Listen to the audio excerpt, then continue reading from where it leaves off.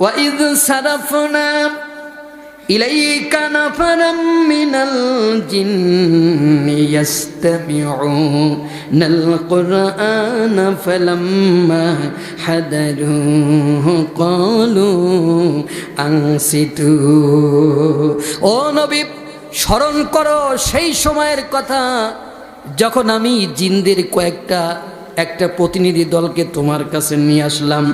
যেই জায়গা দাঁড়ায় তুমি কোরআন তেলাওয়াত করতেছিলে ওই জায়গা আসার পরে তারা থমকে দাঁড়ালো। তোমার কোরআন তেলাওয়াত শুনে জিনের প্রতিনিধি দলের যিনি প্রধান তিনি বললেন আনসিতু, তোমরা চুপ থাকো। ফালাম্মা কুদিয়া ওয়াল্লাউ ইলা কওমিহিম মুনজিরিন। এরপর তারা তুমি যখন তেলাওয়াত করা বন্ধ করে দিলে তখন তারা কোরআনের তেলাওয়াত শুনে তাদের জাতির কাছে ফিরে গেল। 46 নম্বর সূরা আকাফের 29 নম্বর আয়াত। এরপরে আল্লাহ বলেন জাতির কাছে গিয়ে ওই জিনেরা বলতে লাগলো ফাকালু ইন্না সামি'না কুরআনান আযাবা। ও আমার জিন জাতিরা শোনো, আমরা বিস্ময়কর এক আল্লাহর কোরআন শুনে এসেছি।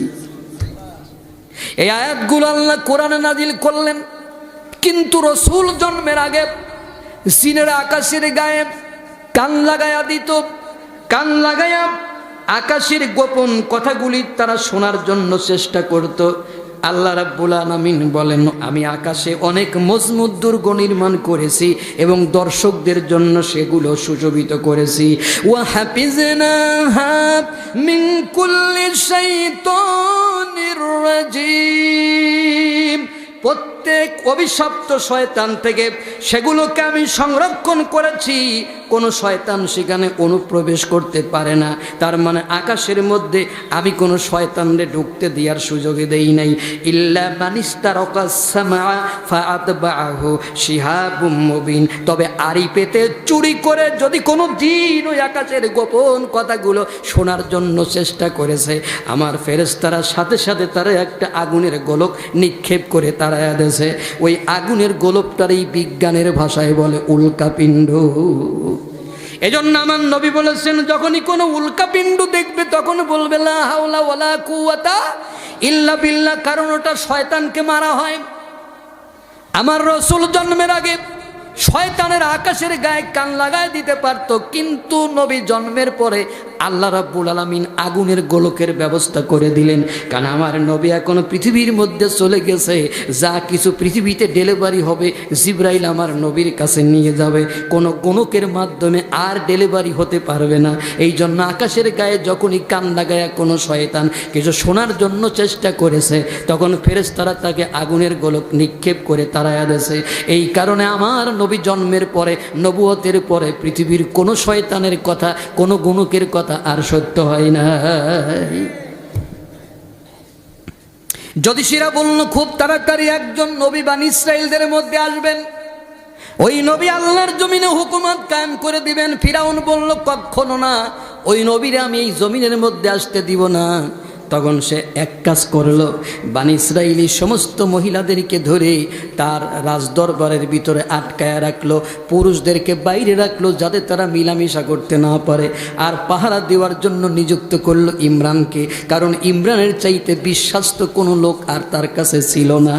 ভাইরা আমার, প্রথম রাত চলে গেল, দ্বিতীয় রাতে পুরুষদের ধরে আনলো, এইভাবে পালাক্রমে তৃতীয় রাতে মহিলাদেরকে আটকাইছে। কোনো পুরুষ আর তাদের কাছে যাইতে পারতেছে না। তখন ইমরানের স্ত্রী স্বামীর প্রতি তার ভালোবাসা এত পরিমাণে আল্লাহ বাড়াইয়া দিলেন, স্বামীরে খোঁজ করতে করতে দেখলেন সে পাহারা দিচ্ছে। বলে তোমার সাথে আমার কয়েকটা কথা আছে, বলে বলা যাবে না, এটা যদি ফেরাউন দেখে তাহলে আমাদের গর্দান কেটে ফেলে দেবে। কয় যে কি করে দেখবে, যারা ছিল সবগুলো ঘুমাচ্ছে, ঘুম পাড়িয়ে রাখার মালিককে। আসহাবে কাহফের ছেলেরা একদিন নয়, 2 দিন নয়, 309 বছর ঘুমায় আছে। ওরা যখন জাগ্রত হলো, প্রশ্ন করা হলো কয়দিন ঘুমাইছে, ওরা বলল ইয়াউমান আও বাদা ইয়াউমিন, একদিন অথবা একদিনের চাইতে কম ঘুমাইছি। আমার আল্লাহ বললেন 1 দিন নয়, 2 দিন নয়, 309 বছর কেটে গেছে। বলল যারা ছিল সব ঘুমায়, পাহারাদাররা ঘুমায়, যেই ফিরাউন মুসারে পৃথিবীতে আসতে দেবে না, ওই ফিরাউনের রাজ দরবারের ভিতরে ইমরান এবং তার স্ত্রী মিলামিশা করার টাইমে আল্লাহ রাব্বুল আলামিন হযরতে মূসা আলাইহিস সালামকে তার মায়ের গর্ভে ঢুকাইয়া দিয়েছে। সুবহানাল্লাহ। হযরতে মূসা আলাইহিস সালাম যখন মায়ের পেটে চলে আসলো, 7 দিন পার হওয়ার পরে জ্যোতিষীদের বলল, তোমরা একটু গুনে দেখো ওই সন্তান মায়ের পেটে আসছে কিনা। কয় যে ওই সন্তান আরও 3 দিন আগে তার মায়ের 4 দিন আগে তার মায়ের গর্ভে চলে গেছে। ফিরাউন বলল, তোমরা বলেছো পৃথিবীতে আসবে, আমি মানছি। তোমরা বললে ও মায়ের পেটে গেছে, সেটাও আমরা মানলাম। এত কিছু যখন বলতে পারো, কার পেটে গেছে বলো? আমার আল্লাহ জিবরাইলকে বলেছে আমার নবী দুনিয়াতে যাবে, শয়তান শুনেছে জ্যোতিষীদের বলেছে।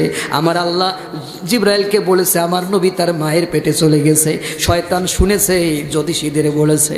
আমার আল্লাহ জিবরাইলকে বলে নাই নবী কার পেটে গেছে, শয়তানও জানে না, নমরুদও জানতে পারতেছে না। জ্যোতিষীরা চিন্তা করলো সর্বনাশ, ওটা মার পেটে এসেছে সেটা বলতে পারলাম, কিন্তু কার পেটে গেছে এইটা যদি বলতে না পারি মাথা তো একটার থাকবে না। টেকনিক্যালি কথাটা ওরা বলল যে সব যদি আমরা বলি তাহলে তুমি রব, তোমার কামটা কি? ফিরাউন চিন্তা করলে এখন তো ব্যাপারটা খারাপ হয়ে যাচ্ছে। কয় যে তোমরা বাড়িতে পাহারাদার দাঁড়াইয়া দাও, নিযুক্ত হয়ে যাও, যার স্ত্রী গর্ভবতী হবে তারে তোমরা আমার কাছে ধরে আনবা, আমি তারে হত্যা করব। মূসা আলাইহিস সালামের মায়ের শারীরিক ঘটনা আমার আল্লাহ এমন করে দিলেন, পৃথিবীর মানুষ দেখেই বুঝতে পারে নাই এই মহিলা গর্ভবতী হয়েছে। হযরতে মূসা আলাইহিস সালামকে তিনি ডেলিভারি করলেন। ডেলিভারি করার পরে তিনি কোনোভাবেই দুধ পান করান না। হযরতে মূসা আলাইহিস সালামের মা তাকে দুধ দেয় না। মূসা টেয়াটা করে কান্দে, আমার আল্লাহর ভালো লাগে না। আল্লাহ রাব্বুল আলামিন মূসার মায়ের কাছে ওহী নাজিল করে দিলেন, ওয়াহাইনা ইলা উম্মি মূসা আন আরদিই। আমি মূসার মায়ের কাছে ওহী নাজিল করে দিলাম, ও মূসার মা তুমি তোমার ছেলের দুধ পান করাও। ফাইজা কিপ্তি আলাইহিম, যখন তুমি তার ব্যাপারে ভয় পাবে তাহলে তাকে পানিতে ছেড়ে দেবে, দরিয়ার মধ্যে ছেড়ে দেবে। ওয়ালা তাখাফি ওয়ালা তাহজানি, ভয় করো না, দুঃখ করো না। ইন্না রাদ্দুহু ইলাইকি ওয়া জা'আলুহু মিনাল মুরসালিন। আমি আল্লাহ তোমার মূসাকে তোমার কোলে ফিরাইয়া দেব, শুধু ফিরাইয়া দেব না, আমি আল্লাহ মূসার নবী বানাইয়া দেব। হযরতে মূসা আলাইহিস সালামকে ডাঙায় তুলে ফিরাউন তার স্ত্রী আসিয়ার কাছে দিয়ে দিল। হযরতে মূসা আলাইহিস সালামকে দুধ পান করানোর জন্য চেষ্টা করে, লাইন দিয়ে দাঁড়িয়েছে ধাত্রী মায়েরা। আল্লাহ নিষেধ করে দিল দুধ খাওয়া যাবে না, কারণ আল্লাহ মূসার মায়ের সাথে ওয়াদা করেছে, ইন্না রাদ্দুহু ইলাইকি ওয়া জা'আলুহু মিনাল মুরসালিন। আমি আল্লাহ তোমার মূসাকে তোমার কোলে ফিরায় দেব, শুধু ফিরাই দিব না, তারে নবী বানাবো। হযরতে মূসা কারুর দুধ খায় না। ফিরাউন বলে দুধ খাওয়াইতে পারিস না তো আইসিস কেন? ছেলেই কান্দে দেখিস না, তার মানে কান্দে মূসা, ব্যথা লাগে ফিরাউনের। করে দেশে কে? আরো জোরে। কান্দে মূসা, ব্যথা লাগে, খাওয়াইতে পারিস না, আইসিস কেন? দরজার কিনারা একটা মেয়ে দাঁড়ায় আছে। মূসার বোন এসে বললেন, হে আমাদের রাজা, হে আমাদের সম্রাট, আমার কাছে একটা ধাত্রী মায়ের সন্ধান আছে, মনে হয় তার দুধ খাইতে পারে। কয় নিয়ে আসো। আনা হলো মূসার মাকে। যখন দুধ গালে দিছে মূসা আলাইহিস সালাম খাইতে শুরু করেছে। ফিরাউন বলল, তুমি আমার বাড়িতে থাকবা, আমি তোমার বেতন দেব, তুমি আমার ছেলের দুধ পান করাবা। মূসার মা বললেন, আমি তোমার বাড়িতে থাকতে পারবো না, তুমি যদি প্রয়োজন মনে করো আমার কাছে তোমার ছেলেরে দিয়ে দাও, আমি তোমার ছেলেরে বাড়িতে বসায় দুধ খাওয়াবো আর মাঝে মাঝে তোমার একটু এনে দেখাবো। ফিরাউন বলল যে আশ্চর্য ব্যাপার, ওই নর্মাল খাবার খাইয়া তুমি আমার ছেলের দুধ খাওয়াবা তা হবে না, আমার ছেলেরে তুমি নিয়ে যাও, এখন থেকে আমি রাজ খাবার তোমার বাড়ি পাঠাই দেব, কোনো কাজকর্ম করতে পারবা না, সারাদিন ঘুরে ঘুরে আমার লোকেরা তোমার কাজ করবে, বসে বসে তুমি আমার ছেলের দুধ খাওয়াবা। তাহলে ব্যাপারটা হলো কি, হযরতে মূসা আলাইহিস সালামের মায়ের আর কাজ করা লাগে না, পাহারাদারও পেয়ে গেছে, রাজ খাবারও পেয়ে গেছে, আর কাজের লোকও পেয়ে গেছে, সব করে দিচ্ছে আল্লাহ। ঠিক কিনা বলেন?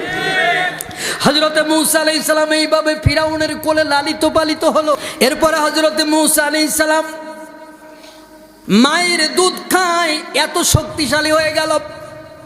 ফিরাউন একবার কোলের মধ্যে নিয়ে মূসাকে আদর করতে গেছে, মূসা দাড়ি ধরে একটা টান দিয়েছে, কয় যে তরবারি আনো, ফালতা কাতা হয়ে এইটারে হত্যা করতে হবে। আসিয়া কয় হোয়াট ইজ দিস, কথায় কথায় হত্যা করবো হত্যা করবো, এগুলো কেউ তোমার কি করেছে? কয় যে আমার দাড়ি ধরে টানতেছে। কয় ছোট বাচ্চা টানাটানি করতে গিয়া লাগছে। কয় যে টানটা যদি তোরে দিই তো থেলে বুঝতি টানের ওজনটা কত। নবীর শক্তি, নবীর স্পেশাল শক্তি। হযরতে আমার নবী, বিশ্ব নবী মুহাম্মদ রাসূলুল্লাহ সাল্লাল্লাহু আলাইহি সাল্লাম খন্দকের যুদ্ধে, পরীক্ষার যুদ্ধে খাল খনন করতেছিল, কোনো অবস্থাতেই খাল খনন করা যাচ্ছিল না। তখন বড় একটি পাথরের কারণে একজন এসে বললেন, হে রাসূল, বড় একটা পাথর ভাঙতেও পারি না, সরাইতেও পারি না, এখন আমরা কি করব? আল্লাহর নবী কুড়াল হাতে নিলেন আর পাথরের উপর আঘাত করলেন, পাথর ভেঙে টুকরা টুকরা হয়ে গেল। সুবহানাল্লাহ। তাহলে নবীদের পাওয়ার কত, নবীদের শক্তি কত। এই জন্যই তো একটা কিপ্তি বংশের ছেলের একটা চর মারছে, এক চরে সে হাত ফেল করে মারা গেছে। হযরতে মূসা আলাইহিস সালাম পালিয়ে চলে গেলেন মাদায়েনে। কোথায় গেলেন? মাদায়েনে গেলেন, সেখানে বিয়ে করলেন।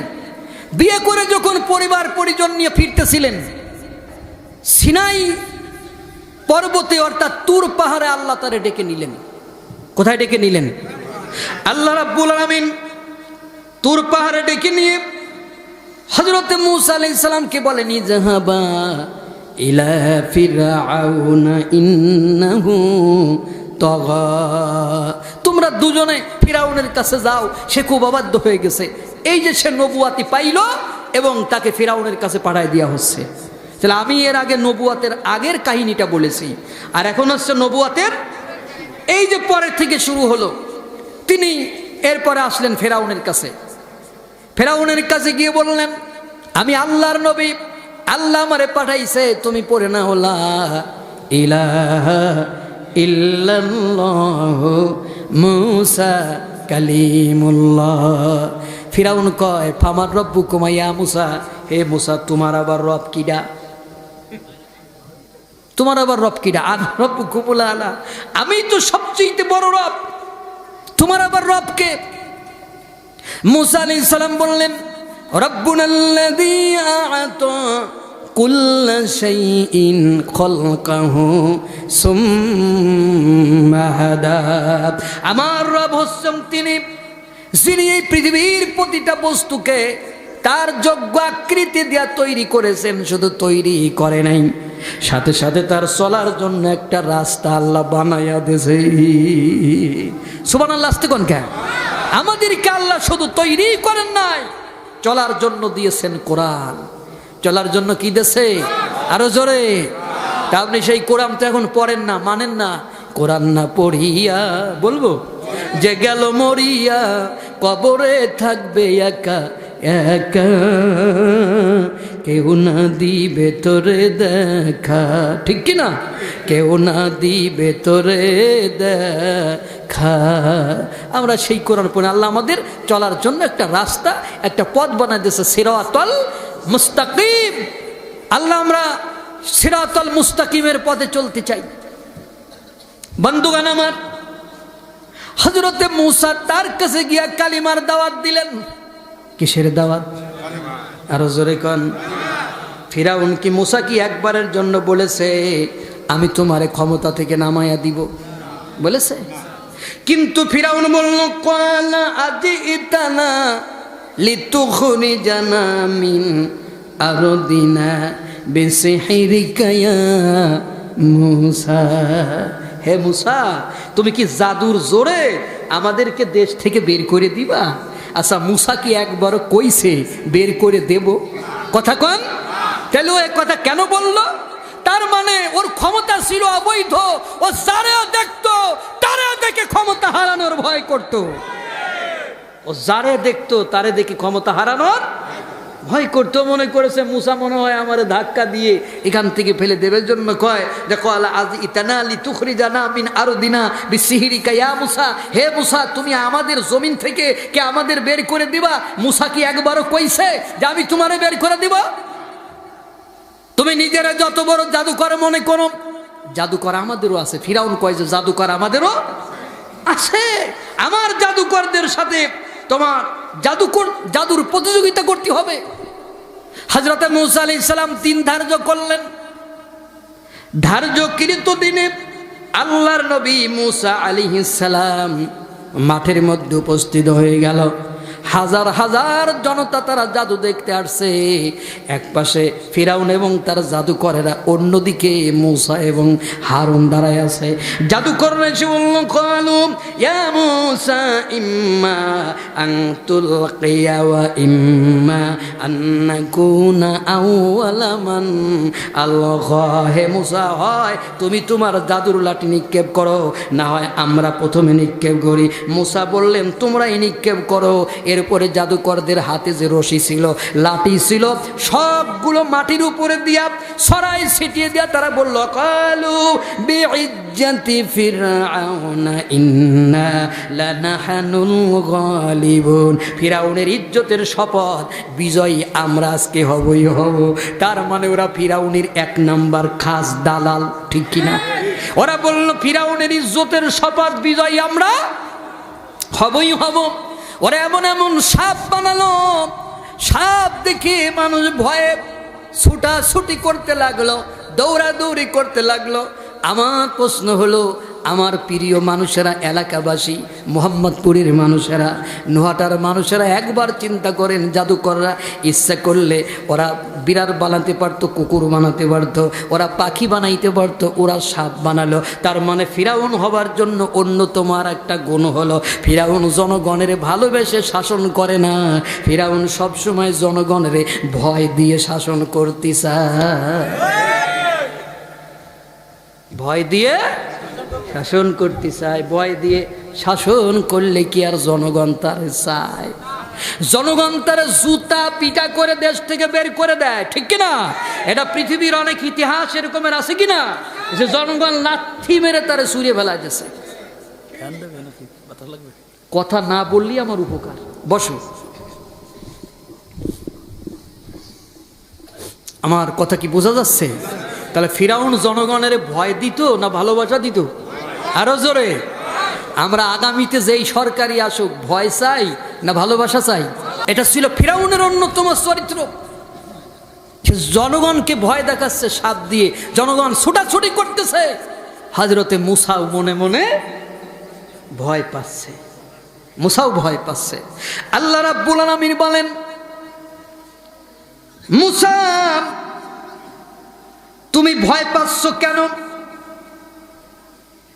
তোমার হাতে যে লাঠি আছে তুমি ওটা জমিনের উপর ফেলে দাও। আওহাইনা ইলা মূসা আন আলকি আসাক। তুমি বিজয়ী হবে, তোমার ডান হাতে যা আছে তা তুমি মাটির উপর নিক্ষেপ করো। ফাইজা হিয়া তালকাফু মা ইয়াফিকুন। ওরা যা কিছু বানাইছে সবগুলো গিরাস করে ফেলে দেবে। হযরত মূসা আলাইহিস সালাম তার হাতের লাঠিটা যখন মাটির উপর ফেলে দিল, তাফসিরের মধ্যে আসছে বিরাট একটা অজাগার হয়ে গেল। অজাগারের নিঃশ্বাসের সাথে সাথে জাদুকররা যত সাপ বানাইছে সব সাপ অজাগারের পেটের মধ্যে ঢুকে গেল। ঢুকে যাবার সাথে সাথে ফিরাউনের জাদুকররা বলল ফাউলকিয়াস সাহারাতু সুজদান ক্বালু আমান্না বিরাব্বি হারুন ওয়া মূসা। আমরা বিশ্ব পালনকর্তার উপর বিশ্বাস স্থাপন করলাম, যিনি মূসা এবং হারুনের রব। ওরা ঈমান আনে কার উপরে? আরো জোরে কোন। কেন ওরা ঈমান আনলো? কারণ জাদুকররা অপরাধী হলে ওরা ছিল শিক্ষিত। এজন্য কেউ না বুঝতে পারলেও জাদুকররা বুঝে ফেলালো এই মূসা এবং হারুন আমার দেশের কোনো জাদুকরদের কাছে জাদু শেখে নাই। রাতারাতি এত বড় জাদুকর কেউ হয়ে যেতে পারে না। আমরা দেশের খিতাবপ্রাপ্ত জাদুকর, আমরা যে জাদু করলাম সেই জাদুটা গিলে গিলে খাইলো। ওরে ওইটা জাদু না, ওইটা হলো মোজেজা। ওইটা কি? ওটা হলো মোজেজা। এই জন্য ওরা খারাপ হলেও ওরা ছিল শিক্ষিত। এই জন্য নেতা যদি অশিক্ষিত হয় ওরে কোনোদিন জাতে উঠানো, আর যদি শিক্ষিত হয় ও খারাপ হলেও একসময় জাতে উঠে যাবে। এই জন্য অশিক্ষিত কোনো নেতা সমাজে তৈরি করবেন না। কয়টা টাকা হয়ে গেলি সে নেতা হতে পারে না। কথা কর না কেন? টাকায় আমায় মানুষ চিনা, এই টাকা টাকা বললেন বুঝলে তাই একটু বলে যাচ্ছি। টাকায় আমায় মানুষ চিনাইছে, ওরে টাকা, টাকায় আমায় মানুষ চিনাইছে, এই টাকার জন্য বাবাই আমায় বিদেশ পাঠাইছে, টাকায় আমায় মানুষ চিনাইছে। ঠিক না? তো এই টাকা মানুষ চিনাইছে, টাকাই, টাকা গোল, দেখতে গোল, বাদাই গোল, সরাই গোল। এই টাকা হলেই সব হয়, টাকা হলেই নেতা হয়, কিন্তু টাকা হলেই তো আর আমাদের রাস্তার উন্নয়ন হচ্ছে না।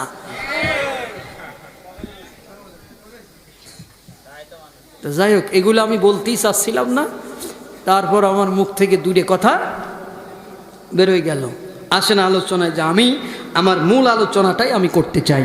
আল্লাহ কবুল করুন, বলে না আমিন। আরো জোরে বলে না আমিন। কোরআনের কথাগুলি কি ভালো লাগে? প্রতি বছর এরকমের তাফসীর এখানে হোক, এটা আপনারা চান না? সবাই চান তো? আল্লাহ কবুল করুন, বলে না আমিন। সম্মানিত ভাইরা, তাহলে জাদুকররা ঈমান এনে নিল। ঈমান এনে নেওয়ার পরে ফিরাউন বলতেছে ক্বাল আমানতুম লাহু ক্বাবলা আন আযানা লাকুম। সম্রাট সুলভ হুমকি দিয়ে বলল, আজ আমি হুকুম দিবার আগে ঈমান এনে নিলে। এটা কিন্তু শুনেন চাচা, এটা শোনা দরকার। সম্রাট সুলভ হুমকি দিয়ে করছে, আজ আমি হুকুম দিবার আগে ঈমান এনে নিলে। এরপরে করছে ইন্নাহু লাকাবীরুকুম, এই মুসা তোদের প্রধান, এই মুসার কাছ থেকে তোরা জাদু শিখছিস। অথচ জাদুকররা কিন্তু জাদু খেলার আগে তারা কিন্তু বলল যে আমরা অকালু বিইজ্জাতি ফিরাউনা ইন্না লানাহনুল গালিবুন, ফিরাউনের ইজ্জতের শপথ, বিজয়ী আমরা হবই হব। তারপরে ফিরাউন বলতেছে ইন্নাহু লাকাবীরুকুম, এই মুসাই তোদের প্রধান। তার মানে ফিরাউনের আরেকটা চরিত্র ছিল, সাথে থাকলে সঙ্গী, না থাকলে জঙ্গি। সাথে থাকলে সঙ্গী, না থাকলে জঙ্গি। মানে যতক্ষণ সাথে আছে ততক্ষণ ঠিক আছে, যতক্ষণ তার মতের মিল আছে ঠিক আছে, মতেরও মিল হলেই সে জঙ্গি। এইটা ফিরাউনি একটা চরিত্র। এই চরিত্র যদি কারোর মধ্যে থেকে থাকে ওগুলি দূর করেন, তা না হলে জান্নাত কপালে হবি না। নে আমি কি শুধু কাহিনী বলি না বাস্তবতা আছে? তাহলে কোন কাহিনী, কোরআনের কোন কাহিনী কাহিনী নয়, কোরআনের কাহিনী হচ্ছে বাস্তবতা। ওয়ালাকাদ সাররাফনা লিন-নাস ফি হাযাল কুরআনি মিন কুল্লি মাসাল। আল্লাহ বলেন আমি কোরআনের মধ্যে বহু উপমা দ্বারা, মেসাল দ্বারা কোরআনকে বিশদভাবে বর্ণনা করেছি, যাতে আমার বান্দারা কোরআন বুঝতে পারে। তাহলে কোরআনের যে উদাহরণ, এক্সাম্পল, কোরআনের যে কাহিনী, এগুলো আল্লাহ নাজিল করেছে বান্দাদের কোরআন বোঝানোর জন্য।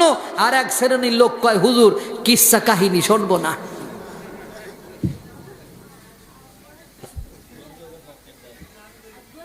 সম্মানিত ভাইরা, কষ্ট হচ্ছে?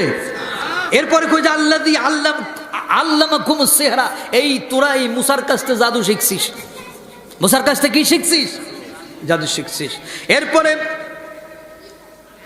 ইউরিদু আইয়ুখরিজাকুম মিন আরদিকুম বিসিহরিহি ফামাযা তা'মুরুন। এরপরে সে কি করলো? জনগণের দিকে তাকিয়ে বলল, হে দেশের জনগণ, আজকের এই শিক্ষা থেকে তোমরা কি বুঝলে? এই মুসা এবং হারুন হচ্ছে বড় জাদুকর। জাদুর জোরে সে সমস্ত জাদুকরদেরকে কিনে এনেছে। সমস্ত জাদুকর এখন তার পক্ষে চলে গেছে। যেই জাদুকর ছিল আমাদের হাতিয়ার, এখন তারা হয়েছে মুসার হাতিয়ার। এখন তারা তোমাদেরকে তোমাদের দেশ থেকে বিতাড়িত করে দেবে। এখন তোমরা ফামাজা তা'মুরুন, হোয়াট ইজ ইউর ডিসিশন নাও, এখন তোমাদের রায়টা কি, সিদ্ধান্ত কি আমারে বলো। জনগণ কি সব ফিরাউনির পক্ষে আছে? কথা কর না কা আছে? জনগণ তো চিন্তা করে তুই ক্ষমতা থেকে গেলেই বাসি, তোরে কোন সময় লাইট থুয়ে নামাই দেবো। আর ও কয় যে জনগণ, মানে জনগণ যে ওর সাথে নাই এটা ও জানে, তারপরেও আকাম কুকাম যা করতে হবে সেটা যদি জনগণের সাথে, বিচার চাচ্ছে কারা, জনগণ, এ চাচ্ছে কারা, জনগণ, তা চাচ্ছে কারা, জনগণ। আসলে জনগণ যে নাই এটা তো বুঝে ফেলাইছে মানুষ, কিন্তু তারপরও বারবার জনগণের দোহাই দিয়ে অপকর্মগুলো বিগত দিনে করেছে, আমরা দেখেছি। কথা বলেন না কেন? আসলে অবস্থা হয়েছে কি, পুলিশ পেট্রোল ডিউটিতে যাচ্ছে, দেখে যে রাস্তার পাশে কারা জানি গাছ কাটে। তা পুলিশ কয় যে গাছ কাটিস কে? কয় স্যার জনগণ। তা পুলিশ দেখলো জনগণের গাছ, জনগণ কাটা, আমাদের কি গাড়ি চালা? আবার কিছুদিন পরে যাচ্ছে, দেখে ও গাছ কাটা, গাছ কাটিস কে রে? কয় স্যার জনগণ। তো একবার ঠিকঠাক মতো কাট। তারপরে আবার যাচ্ছে কিছুদিন পরে, এই গাছ কাটিস কে রে? কয় স্যার জনগণ। আরে ধরছে এদিকায়, তোরে 3 দিন ধরে জিগালাম গাছ কাটিস কে? তুই কর জনগণ। শুধু তোরে ছাড়া আর কাউরে দেখলাম না বেয়াদব, জনগণ কি একা একা হয়? তুই কি করে জনগণ হলি আমারে বুঝা। কয় স্যার আল্লাহর কসম আমি কোনো মিথ্যা কথা বলছি না, আমার বাপে আমার নাম রাখছে জনগণ। আমার বাপে আমার নাম রাখছে জনগণ। এই জন্য আপনি যতবার জিগাইছেন আমি কইছি জনগণ। বিগত দিনে যত দোহাই দিয়েছে সব জনগণের দোহাই। সে বলতেছে এখন তোমাদের রায় কি? জনগণ তো নাই, আছে কিছু চাল চোর, আটা চোর, গম চোর, তেল চোর। এতদিন যারা চুরি করে টুরে খাইছে তারা দেখলো যে ফিরাউন যদি ক্ষমতাতে চলে যায় তাহলে তো আমাদের বাড়ি ঘরের আগুন জ্বালায় দেবে, আমাদের বাড়ি ঘর ভেঙে ফেলবে, আমাদেরকে দেশ থেকে বের করে দেবে। যে করেই হোক ফিরাউনকে ক্ষমতায় টিকায় রাখতেই হবে। এই জন্য তারা বলল ক্বালাল মালাউ মিন কওমি ফিরআউনা আতাযারু মূসা ওয়া কওমাহু লিইফসিদু ফিল আরদ। তারা বলল যে তুমি কি মূসা ও তার জাতির লোকদের কেমনি এমনি ছেড়ে দেবে যে তারা দেশের মধ্যে বিপর্যয় তৈরি করে বেড়াক? ফিরআউন জবাব দিল না, আমি তাদের কেমনি ছাড়বো না, কি করব? ক্বালা সানুকাত্তিলু আবনাআহুম ওয়া নাস্তাহি নিসাআহুম, আমি তাদের পুত্র সন্তানদের জবাই করব এবং তাদের কন্যাদেরকে দাসীবান্দি বানাবো। ওয়া ইন্না ফাওকাহুম কাহিরুন, তোমরা দেখতে পারবে আমি তাদের উপরে প্রবল কর্তৃত্বের অধিকারী। এরপরে জাদুকরদের দিক তাকায় বললাম ফালাউকাত্তিআন্না আইদিয়াকুম ওয়া আরজুলাকুম মিন খিলাফি ওয়া লা উসাল্লিবান্নাকুম ফি যুজুইন নাখলি ওয়া লা তা'লামুন্না আইয়ুনা আশাদ্দু আযাবা ওয়া আবকা। সম্রাট সুলভ হুমকি দিয়ে বলল শীঘ্রই তোমরা তোমাদের পরিণামের ফল জানতে পারবে। আমি অবশ্যই তোমাদের হাত পাও কাটবো বিপরীত দিক থেকে। তার মানে যার ডান হাত কাটবো তার বাম পাও কাটবো, যার বাম হাত কাটবো তার ডান পাও কাটবো, উল্টা উল্টা কেটে আমি তোমাদের সবাইরে শুলে চড়াবো। এরপরে ওয়ালা তা'লামুন্না আইয়ুনা আশাদ্দু আযাবা ওয়া আবগা, এরপরে তোমরা জানতে পারবে আমাদের দুজনের মধ্যে কার শাস্তি কঠিন ও দীর্ঘস্থায়ী। এই হুমকি দেওয়ার পরে তারা মনে করলো জাদুকররা ভয় পেয়ে যাবে, কিন্তু পাগল ফিরাউন, উন্মাদ ফিরাউন তা জানে না। কারণ যারা আল্লাহর দ্বীনের জন্য কাজ করে, আল্লাহর দ্বীনের জন্য যারা একবার কাজের প্রস্তুতি নিয়ে নেয় পৃথিবীতে, তারা কারুর হুমকি ধামকি ভয় পায় না।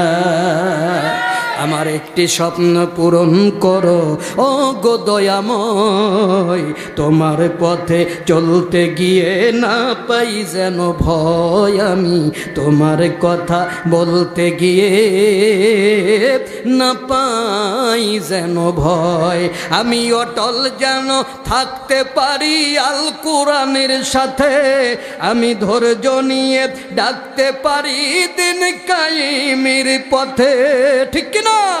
আমি অটল যেন থাকতে পারি আল কোরআনের সাথে, আমি ধৈর্য নিয়ে ডাকতে পারি দিন কায়েমের পথে, আমায় এমন শক্তি সাহস দিও ওগো দয়াময়, তোমার পথে চলতে গিয়ে না পাই যেন ভয়, আমি তোমার কথা বলতে গিয়ে মরণ যেন হয়।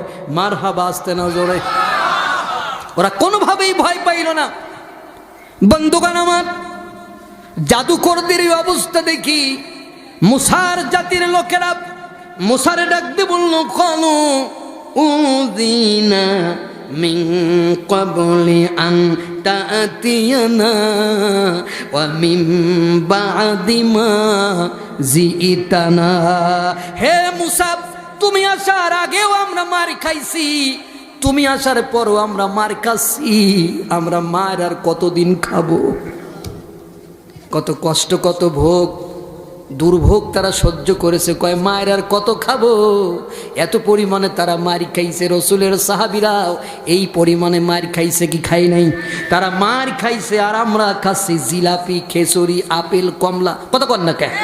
এরপরে মূসা আলাইহিস সালাম তার জাতির লোকদেরকে ডাকে দিয়ে বলল, ক্বালা মূসা লিকওমিহি ইসতাঈনু বিল্লাহি ওয়াসবিরু। আল্লাহর কাছে সাহায্য চাও আর সবর করো। আলহামদুলিল্লাহ কর না কেন? সাহায্য চাও কার কাছে? আর কি করো? সবর করো। সবর মানে কি বোঝেন? ধৈর্য ধরা। ধৈর্য ধরা মানে কি? মার খাওয়া। দেখবেন গ্রামে যে ইটে বেশি মার খায় আমরা কই যে ধৈর্য ধরো। যে মারে তারে তো কোনোদিন কই না ধৈর্য ধরো। যে ফেল করেছে তারে কই যে ধৈর্য ধরো। ইন্নাল্লাহা মা'আস সাবিরিন। যে পাস করেছে তারে তো বলি না যে ধৈর্য ধরো। আমাদের চিন্তাই হলো ধৈর্য মানে মার খাওয়া। আজকে আমি আপনাদের শিখাবো ধৈর্য মানে মাঝে মাঝে মারা। ধৈর্য মানে মাঝে মাঝে কি? মারা। যেমন একটা উদাহরণ দেই, একটা লোক রাস্তা দিয়ে যাচ্ছে, হঠাৎ করে সাপে তারে তাড়া করেছে। সাপের তাড়া খাইয়া লোকটার মাথায় কয়েকটা বুদ্ধি আইছে। এক নাম্বার বুদ্ধি, এমন জোরে দৌড় মারবো সাপে আমার ধরতে পারবে না। 2 নাম্বার বুদ্ধি, সাপের সামনে হাত জোর করে দাঁড়াবো আর একটা গান গাবো, আমার গায়ে যত কামড় সয় বন্ধু আরে করো তোমার মনে জাহালয়। আমার গায়ে যত কামড় সয় তুমি কামড়াও, আমি কিচ্ছু বলবো না। এই হলো আমাদের মসজিদের হুজুররা। কমিটিরা যত পারো আমাদের গালিগালাজ করো, আমরা সহ্য করব, আমরা তোমাদের কিছুই বলবো। 3 নাম্বার লাঠি একটা ভাঙবো, ওরে জনমের মতো পিটাবো। এখন আপনারা কয় নাম্বারে চাপ দেবেন? আরো জোরে কন। 3 নাম্বারে কি ছিল? কষা। আমার ভাইরা কয় যে কষা। লাঠি দিয়ে ওরে পিটাবেন কেন? ওর অপরাধ কি? ও বিনা নোটিশে আপনারে দাবড়াইছে। তাহলে বিনা নোটিশে যদিও আপনারে দাবড়াইলে ওরে আপনার মারতে ইচ্ছা হয়, তাহলে কোরআনের কথা যারা তাফসীর মাহফিলে বলতে দিতে চায় না, মসজিদে যারা আল্লাহর দ্বীনের কথা বলতে দিতে চায় না, ওদেরকে আমরা ওয়াজ করে শোনাবো না লাঠি পিটা করব? আরো জোরে কোন। এই কথাই আল্লাহ বলতেছে, ইয়া আইয়ুহাল্লাযীনা আমানুসবিরু ওয়া সাবিরু ওয়ারাবিতু। আল্লাহর দিন কায়ে, হে ইমানদারেরা সবরের পথ অবলম্বন করো, দিন কায়েম। এরপরে কি করো? অসাবিরু, আল্লাহর দিন কায়েমের জন্য উঠে পড়ে লাগো। উঠে পড়ে লাগো। দৌড় মারতে কয় নাই, আরো কয় যে দৌড় মারো। হ্যাঁ, তাহলে মুসা আলাইহিস সালাম কয় যে আল্লাহর কাছে সহযোগিতা চাও আর সবর করো। সবর করো মানে লাঠি সুটা কেটে অস্ত্রপাতি জোগাড় করে ওই ফেরাউনের সাথে ফাইট করার জন্য প্রস্তুতি গ্রহণ করো। এইটাই ছিল তার ভাষা, ঠিক কিনা? সবর করো মানে আরো মার খাও, এইটা না। অস্ত্র ভাঙ্গো, কুয়াশা ভাঙ্গো ওদের সাথে যুদ্ধ করার জন্য। এরপরে আল্লাহ রাব্বুল আলামিন বলেন, মুসা বললেন ইন্নাল আরদা লিল্লাহ। এই জমিন হলো আল্লাহর। এই জমিন কার? আরো জোরে। ইউরিসুহা মাইয়াশাউ মিন ইবাদি। আল্লাহ বলেন তিনি নিজের বান্দাদের মধ্যে থেকে যাকে চান তাকে এর উত্তর সুরি করবেন। সুবহানাল্লাহ কোন। তাহলে চাবে কে? ক্ষমতা দেওয়ার মালিক কে? আর আমরা কই যে ক্ষমতার উৎস হইল জনগণ। এই কথা যারা বলবে তারা সবগুলো মুশরিক।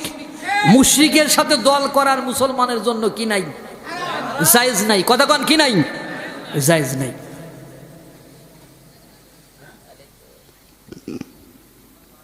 সম্মানিত ভাইরা, এরপরে মুসা আলাইহিস সালাম আল্লাহর কাছে একটা দোয়া করলেন। কি করলেন? দোয়াটা শুনবেন না? আমরা দোয়া করি মসজিদে, আল্লাহ ওরে জান্নাতে দাও, ওর বাপরে দাও, ওর দাদারে দাও, ওর 14 গোষ্ঠী জান্নাতের ভিতরে এমন জান্নাত দাও যেই জান্নাত আর কোনোদিন ও খাইয়ে ফুরাইতে পারবে না। এমন দোয়া করো না? আমার ছোট ভাই, ওরে দেখে বুড়ো মনে হলে কি হবে, ওর বড় ভাইও আমার ছোট, এখন পদে কিন্তু আমার তো বড় সভাপতি, সোজা কথা নাকি? হ্যাঁ, এখন এই তো দোয়া, ওরে জান্নাতে দাও, ওর বাপরে দাও, ওর দাদারে দাও, কিন্তু মুসা কি দোয়া করলো তা শুনবেন না? মুসা আলাইহিস সালাম বললেন, আকালা মুসা, মুসা কয় রব্বানা, হে আমাদের রব, ইন্নাকা আতাইতা ফিরআউনা ওয়া মালাআহু যিনাতাও ওয়া আমওয়ালান ফিল হায়াতিদ দুনিয়া। মুসা দোয়া করল, আল্লাহ ফিরাউন ও তার সর্দারদেরকে দুনিয়ার সবার সৌন্দর্য দান করেছো। হে আমাদের রব, রব্বানা ইউদিল্লু আন সাবিলিক, তুমি কি তাদেরকে এজন্য এগুলি দিয়েছো তারা তোমার পথ থেকে মানুষদেরকে খারাপ পথে নিয়ে যায়? রব্বানা মিস আলা আমওয়ালিহিম, তুমি ওদের সম্পদগুলো ধ্বংস করে দাও। ইমাম সাহেবেরা কি দোয়া হচ্ছে এখন? কথা কয় না। তুমি ওদের সম্পদগুলো কি করো? যদি জোরে নাও বলতে পারেন, মনে মনে কবেন আল্লাহ সুদখোর ঘুষখোরদের সম্পদ ধ্বংস করে দাও। জোরে বলতে পারবেন না জানি, বেতন পাবেন না, কিন্তু মনে মনে কইয়েন। জোরে বললে তো আর চাকরি থাকবেন না। এই জন্যই একটু সবাইরে বলবেন, ভাইরা তোমরা মনে মনে যা আল্লাহর কাছে চাও চাও, এবার আমি মনে মনে কিছু দোয়া করি। তখন তুমি মনে মনে কব আল্লাহ এইবার জনমের দোয়া করবা। যদি কোনো মুনাফিকের জন্য দোয়া করতে তার বাড়ি নাই, এই দোয়া তো করা যায় না। আল্লাহ কয় যে ওয়ালা তুসাল্লি আলা আহাদিম মিনহুম মাতা আবাদা ওয়ালা তাকুম আলা কবরি। নবীরে, এরপরে কোনো মুনাফিক যদি মরে যায় তার জন্য তুমি দোয়া করবা না আর তার কবরের কাছেও যাবা না। তাহলে আমি কি কোনো মুনাফিকের জন্য দোয়া করতে যাইতে পারি? কিন্তু আমি তো চলে গেছি, এখন আমি কি দোয়া করব?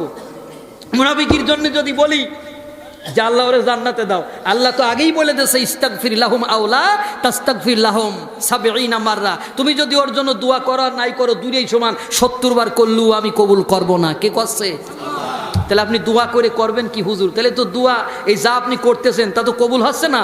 অন্তত পক্ষে মনে মনে কইেন যে আল্লাহ ওরে তুমি জান্নাত দিবা না, এটা আমি ভালো করেই জানি, আল্লাহ আমার খাওয়াটা জায়েজ করে দাও। ওরে তুমি জান্নাত দিবা না, এটা তুমি জানি কি চাচা, আমি যে খাইতে আসছি তুমি এইটা কি করো, এইটা তুমি জায়েজ করে দাও। আমার না এসে উপায় ছিল না আল্লাহ, আমার চাকরি থাকবে না, এইটা তো বলার দরকার। কিন্তু হাকিমাইরে তুমি যদি মুনাফিকের জন্য দোয়া করে চোখের পানি ছেড়ে দাও, আল্লাহ কয় যে ওয়ালা তুসাল্লি আলা আহাদিম মিনহুম মাতা আবাদা ওয়ালা তাকুম আলা কবরি। আবাদা মানে কিয়ামত পর্যন্ত কোন মুনাফিকের জন্য দোয়া করা যাবে না, আর তার কবরের ধারে কাছেও যাওয়া যাবে না। কিয়ামতের আগেও দোয়া করা যাবে না। আপনি কেমনে দোয়া করেন তাদের জন্য?